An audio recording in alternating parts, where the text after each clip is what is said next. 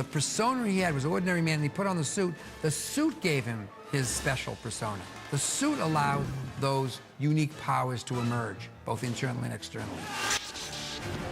When you start to examine the realistic idea of why Bruce Wayne would dress up as a bat, the best explanation offered by the comics is the notion of him using fear against those who would use fear themselves. He is a real person, and he's just, he's trying to intimidate and frighten is part of his modus operandi. Where are you? Here.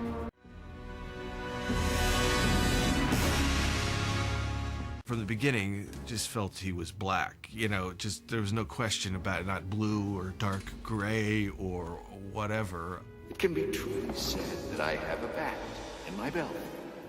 Obviously, the leotard is ridiculous. Shall we dance? I worked on a number of projects with Bob Ringwood through the 80s. He's one of a handful of very clever costume designers in the world. He'd met Tim Burton and got the job, and then we started this, what seemed at the time, a very long prep, 24 weeks we had, without even realizing the sort of monumental task that was ahead of us of creating the Batsuit.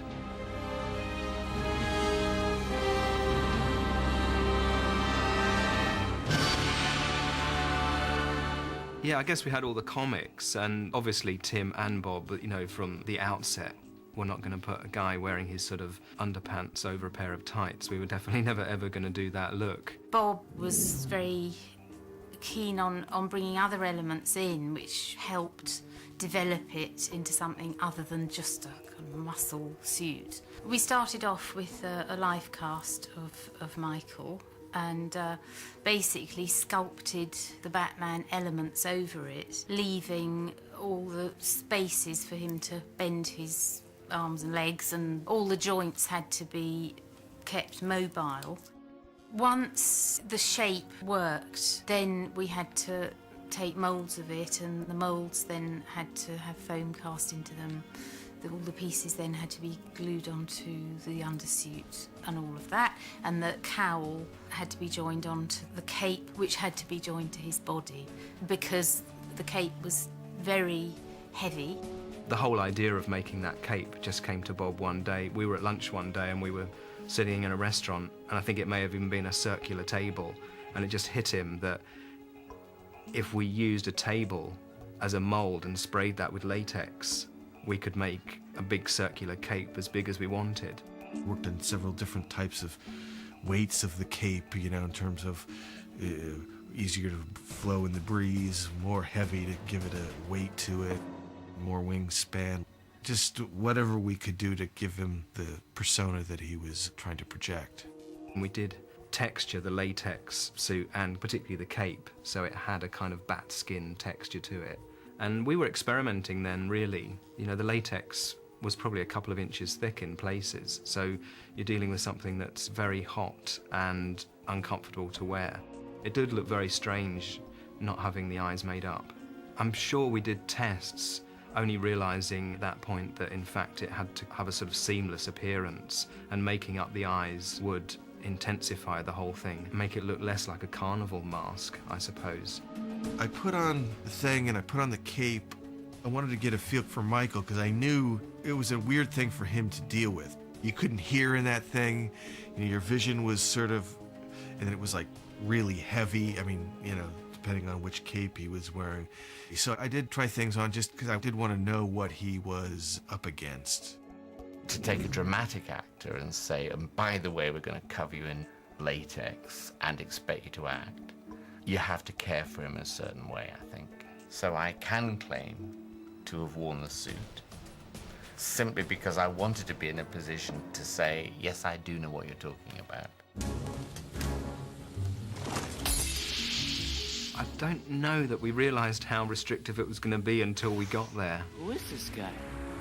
I don't know. Until we find out, keep a lid on it. Batman certainly couldn't do a head turn because, his neck was joined to his torso. In fact, the look then was probably to suggest in the comics that the cowl and cape were kind of one thing. I think Michael's problem was he had to find a physical vocabulary to cover the inadequacies of the suit. So we have what became known, and actually has become loved by a certain sort of fan, as the Bat turn. John Peters came to me one day and said, Warners have this thing going with Nike. Can you use any of their sportswear? And I talked to Bob, and he said, well, 80s sportswear is not going to fit in with our 1940s look. And then it just came to us that, why don't they make the Bat boots? They made the Bat boots from scratch based on one of their cross trainers at the time. Michael and the stunt guys absolutely loved them. They had, you know, a really supportive, comfortable boot.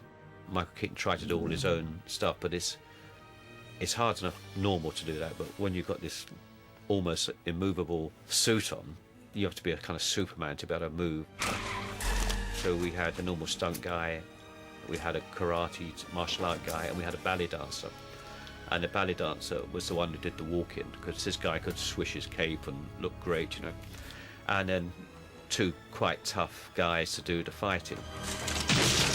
Once he was filming and looking good on camera, that was when we were happy with what we'd done. Meow. Costumes on these movies are always a nightmare. Michael's costume we tried to improve upon from the first movie, make it work better for him, and, you know, the fans go nuts if you change anything on the costume, so we had to kind of be careful about that. No designer just wants to just say, okay, let's bring the bat suit out of the bat closet, you know. It's like you're working on a movie, you gotta kind of go for it a little bit. The first film had such a great look to it. There was no reason not to continue it. On the second, we had the luxury of what we didn't have on the first one, which was time. And of course, we had more money because it had already established itself as a successful phenomenon. We had an amazing team on this movie. Bob Ringwood, who had done the first film, and Mary Vogt costumes. I mean, so talented and really adept at translating Tim's drawings and his designs into reality and making them functional. Well, we looked at Art Deco toasters and vacuum cleaners, all things which, for no apparent reason, were aerodynamically designed, and tried to incorporate that feel of them. I mean, we got lots of photographs that we blew up and had around all the sculptors when they were sculpting, and it just the fact that the photographs it somehow translated itself into the things that they were sculpting. Tim's thinking was to really make the Batsuit a lot sharper and a lot slicker. Tim, I know, was quite keen for it to look like an Oscar, to have that kind of feel to it. There was already a full-size prototype that was sculpted. It was a little rough, but it was a completely new approach. Whereas in the first movie, Batman had very much human anatomy on his armor. This new one was more sort of Art Deco-y, very hard mechanical lines and plating. So that was already pretty established before I came on, and my job was just basically to sculpt like the actual suit for Michael Keaton.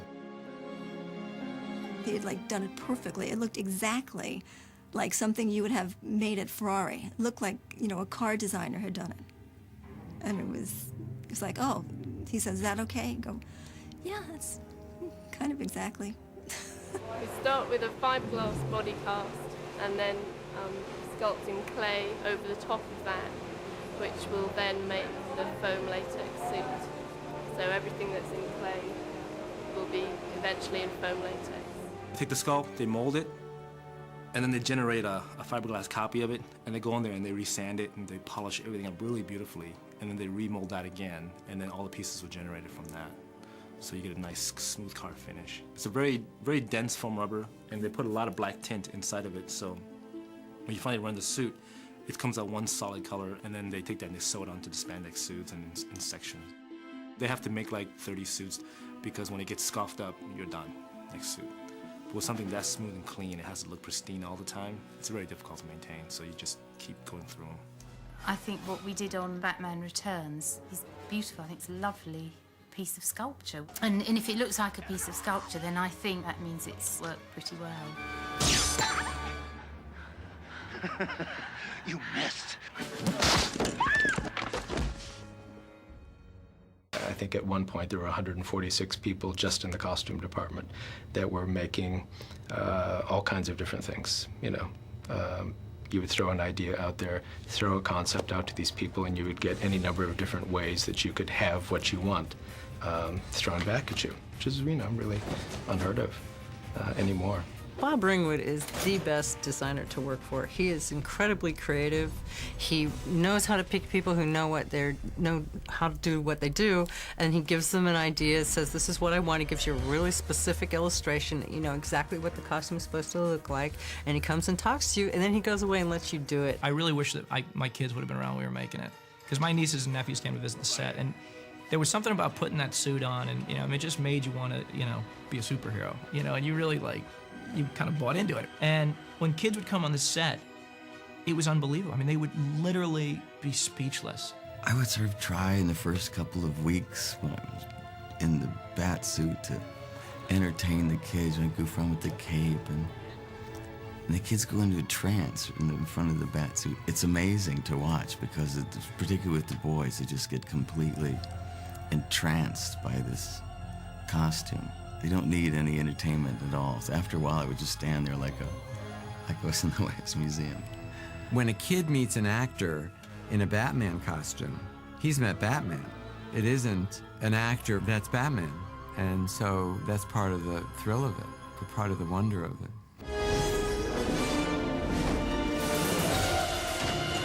I was hoping you'd drop in. We had taken a giant leap from the Michael Keaton film, and then had built on that from the Val film to the George Clooney film. And at that point, you know, you have the same group of people that had been working on the same problem for 2.5 years. We can design a piece that fits into here. So well, we can certainly do scenes with and without it. On all those movies, you have the common link of the costume designer and Bob Ringwood's interpretation of the original vision, and then the development of that. And I presume Warner Brothers' concerned that there is some follow-through from one to another.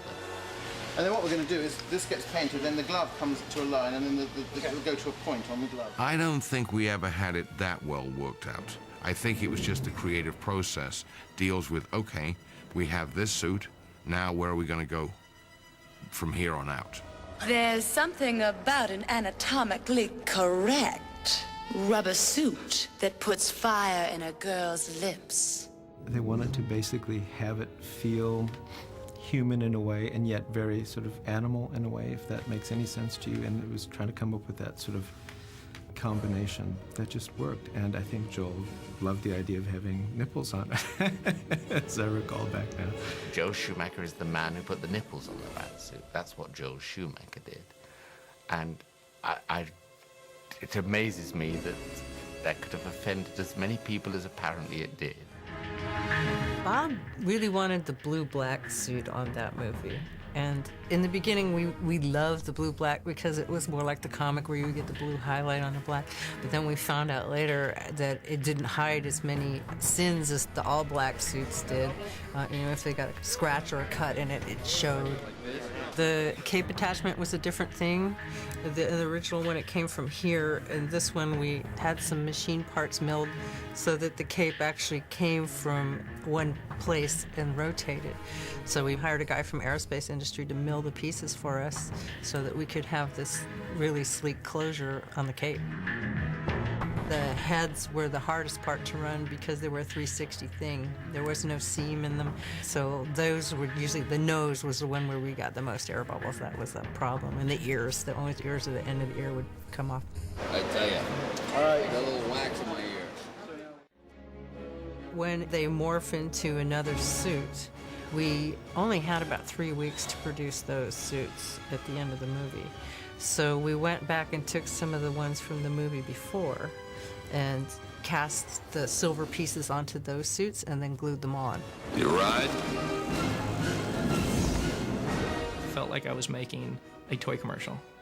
I mean, literally. It was, all of a sudden, we were in, like, these new suits. I'm like, okay, so I'm just trying to think of the story of how this works. It's like, let's not ask questions. We've got new silver suits, okay? It's just the way it is. When he's looking for the most intimidating symbol that he can think of, he naturally gravitates towards the thing that has frightened him the most as a child. Essentially, Bruce Wayne becomes his own worst fear. The costume has to be frightening, or it has no purpose. For it to be intimidating and imposing, it had to have a sense of function that would play into the credibility of Bruce Wayne putting on this extraordinary costume. Theatricality and deception are powerful agents. You must become more than just a man in the mind of your opponent. What the hell? But I wanted to combine that with a design that incorporated the more operatic, animal-like, organic qualities of the costume. Chris wanted his legs to be more supple, and that him to be able to kneel down when necessary. And he also really, more than any other thing, wanted Christian to be able to move his head more and not do the superhero movement of turning the shoulders and the head at once, you know? The last versions of the costume had a very kind of industrial, almost kind of machine-made kind of look to it. Chris, with Lindy and Julian and Dan sculpting, were reducing it back to the human figure. We came up with the idea that it was something like a combat outfit. Nomex survival suit for advanced infantry. It had a really high-tech inside, mixed with a wetsuit. That would explain why it hugged the body and looked so sort of neat and sexy, really. You actually saw the inner workings of this suit. It's kind of carbon fiber plates. It protects the core of your body from falling below a certain temperature. He goes into the workshop and decides to spray it with a latex black spray, which removes the heat signature. So if you look with night glasses, which detect body heat, this refuses to allow you to see it. And as he tinkers with it, you see how he develops it from that into the black Batsuit. Once it was actually getting made for me, there's all sorts of interesting processes that you go through where you have to have your whole body, you know, molded. A plaster Christian Bale is then produced out of that mold, and as soon as the concept sculpt was approved, it's literally broken down and remolded into the different parts of the costume. The cowl, the torso, the legs, they all have to be sculpted individually from that original one piece. Getting the foam as black as possible was a problem, as that reduces the durability. We're not painting the foam, it's kind of the foam as it is. When those molds have been injected, they're cooked in a big oven, and then they come out of those molds. They're wet. It's just a very efficient way, it's just to put it through an old Victorian housemaid's mangle just to extract the water. The piece is taken out and dried, they're then prepared for trimming. The mold doesn't produce like a cookie cutter kind of effect. There are flashings, these sort of waste areas on the edges of the foam that have to be trimmed back before it's glued down to the suit. And they're trimmed very patiently by our wonderful girls in art trimming. The cowl itself is very expressive. This man's angst really shows through on the sculpt. Rather than being a mask, it actually shows his character. I love the sensitiveness of it. You can feel the workings of his face underneath it. It gives you this huge neck, you know, kind of like a panther, this real kind of feral look, you know, as though you're going to pounce on somebody all the time. I was just surprised at how intimidating he becomes and how much it changes him. He really channels this other character. When he's confronting an individual that he wants to take down, he kind of ceases to be human. I swear to God. Swear to me! In the comic books, the cape flows, and you always see Batman crouched like a gargoyle on the edge of a building, and the cape kind of billows and drapes around him. Chris really, really wanted the romanticness from the comics of the cloaks. So they had to be supple and they had to be able to take the wind. We did prototype using actual velvet fabric.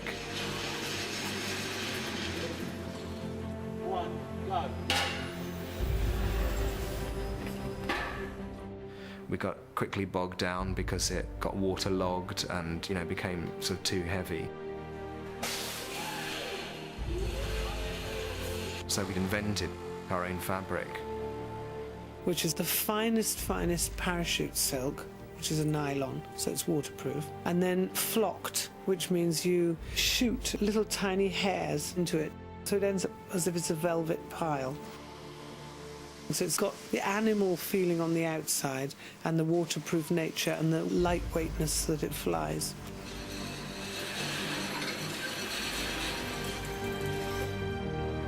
I was doing a lot of research with the Department of Defense, and there's something called memory fabric that they're experimenting with now. It's very soft and supple, but when an electrical current is applied to it, it can take on a rigid shape.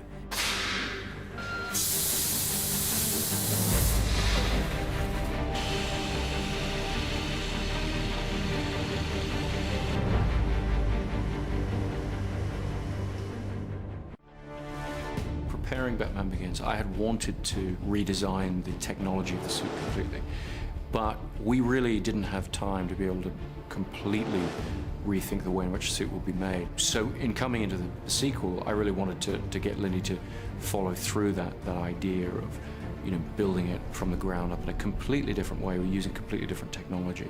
We just set about redesigning the suit as a much airier, much more modern, much more subtle piece of equipment, like a suit of armor, instead of a rubber suit. A lot of their ideas are based on high-tech sportswear, sort of motorcycle protection being one of the key things. Chris wanted to bring in this flexibility, so we developed armoured plates that would allow a crumple zone between those armoured plates and allow him more movement.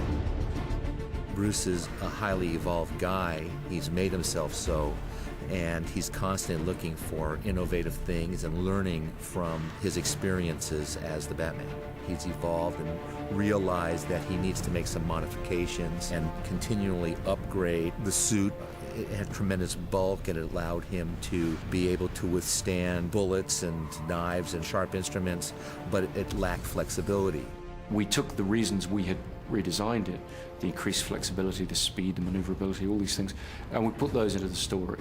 We wanted to give, and I'd been looking for the story reasons for redesigning the suit, and then it occurred to me it's actually very simple. We just would have it be the real reason we did redesign it, which is he wants to be able to move faster and more flexibly. That's what we put into the story. My armor carrying too much weight. I need to be faster. Bruce very much wanted to be able to see the movement of the head, which has actually never happened with any of the Batman movies. It's always been that he's had to move his shoulders to be able to see.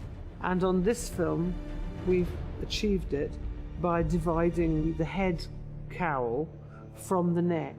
So the suit comes up and the neck is part of that.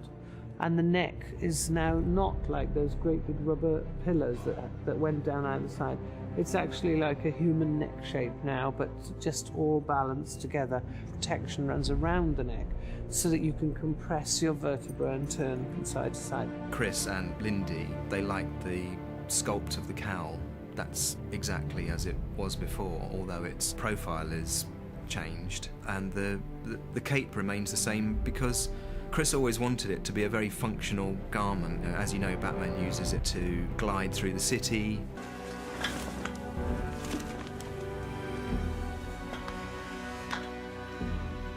Nice outfit.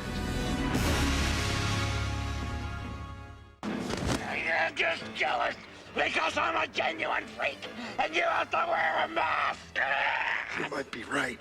All the guys complain about their costumes, all right? That they're heavy, they're hot, and they are.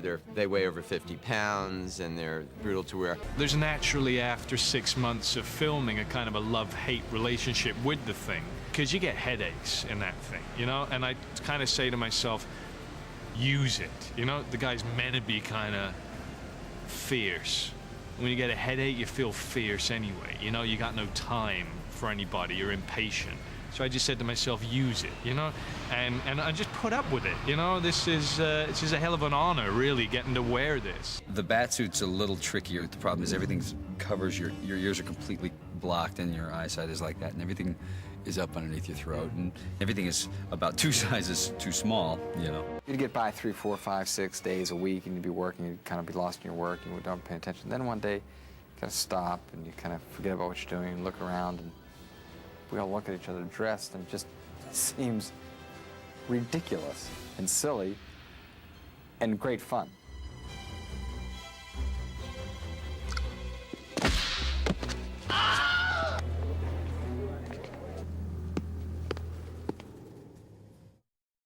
It's not who I am underneath, but what I do that defines me. He uses the cape and cowl to create a symbol that the people of Gotham will either respect or fear. What the hell is that?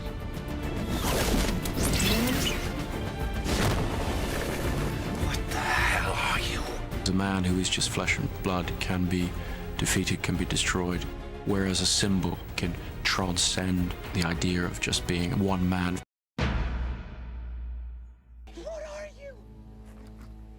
I'm Batman.